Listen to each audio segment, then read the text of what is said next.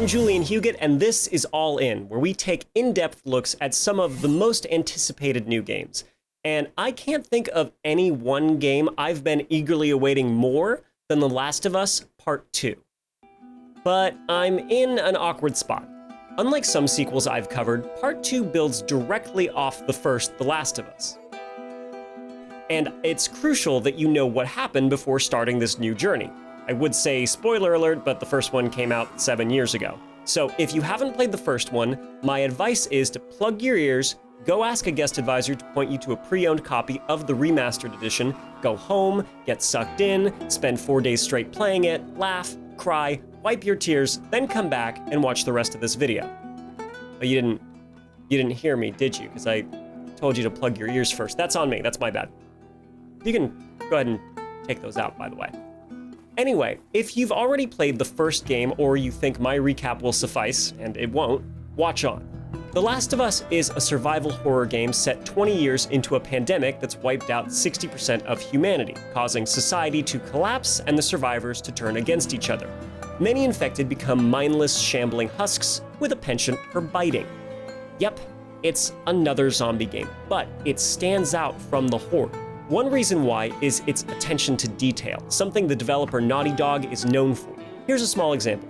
While most other universes are happy to attribute their zombies to a generic virus and move on, Naughty Dog's infection is spread by a parasitic fungus, a member of the real-world genus Cordyceps. IRL, some Cordyceps fungi do take control of their hosts, clumsily steering their bodies to an ideal spot for the fungus to grow. Once the parasite has found just the place, it erupts from its host's head and unleashes spores that infect new hosts and start the cycle again.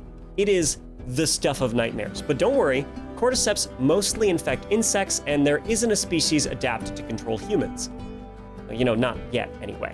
Basing their plague on Cordyceps informed a lot of Naughty Dog's lore. Their infected go through stages. The recently turned still appear mostly human, but over time, the fungus overtakes their face and hardens. This carapace makes them tougher enemies, but also blinds them, so they develop more acute hearing to compensate. After years of infection, they're covered in fungus and can toss deadly spore bombs. When taking on infected, stealth is always the best choice. You have to keep a cool head as you inch past enemies that will one-shot you if you've got a lead left thumb, and stay out of sight of the ones that can still see. Otherwise, it all goes sideways in a hurry, and your chances of brute forcing your way out are slim.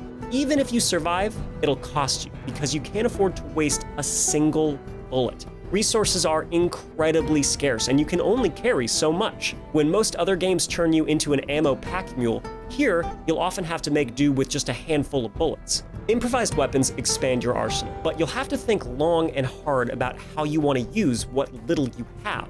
It adds to the sense of being right on the ragged edge of survival and makes you change your tactics based on what's available to you. If The Last of Us only had its zombies and its combat and nothing else, it would still be a solid game. But what pushed it from good to great was its story.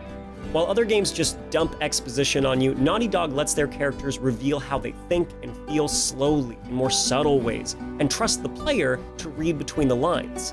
It's an approach to storytelling that makes the characters feel real and fleshed out. As they develop bonds with each other, we grow closer to them too. The story centers around a gruff, older Texan named Joel, who lost his teenage daughter at the start of the outbreak. 20 years later, Joel is a smuggler, and he's tasked with getting a 14-year-old girl named Ellie across the country. Ellie was bitten by and infected, but is somehow immune to the Cordyceps, giving a militia group called the Fireflies hope that she may be the key to a cure. As the story moves through states and seasons, Joel sheds his tough exterior and comes to terms with 2 decades of grief. But when they finally reach the Fireflies, Joel learns that making a cure would mean Ellie's death. The game asks us if sacrificing one life is worth saving many, and after coming to really love the life in question, the answer's not so straightforward. For Joel, he couldn't bear the pain again, and he fled with Ellie to Wyoming, where a small community offered something close to stability and a normal life. The Last of Us Part 2 picks up 5 years later, now with a 19-year-old Ellie at its center, and the gameplay is tweaked to reflect that. Joel was a tank who could slug it out if it came to blows, but Ellie is more lithe and nimble. Timing dodges is critical to surviving and opens up the ability to break out of combat. Ellie can also climb and jump to more places, and thick grass now conceals her when she's prone, but only if enemies don't come too close.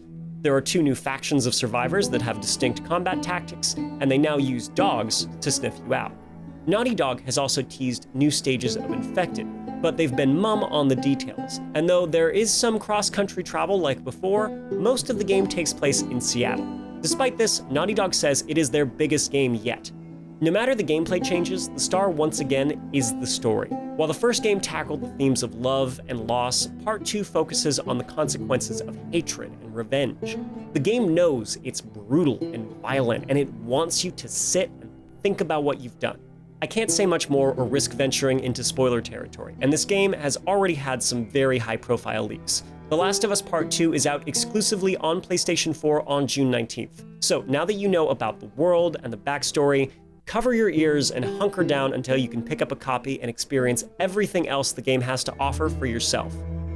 No, you don't have to literally cover them. Come on, you look silly. For All In, I'm Julian Huguet. You can find me on Twitch, Twitter, and Instagram at HugItOut.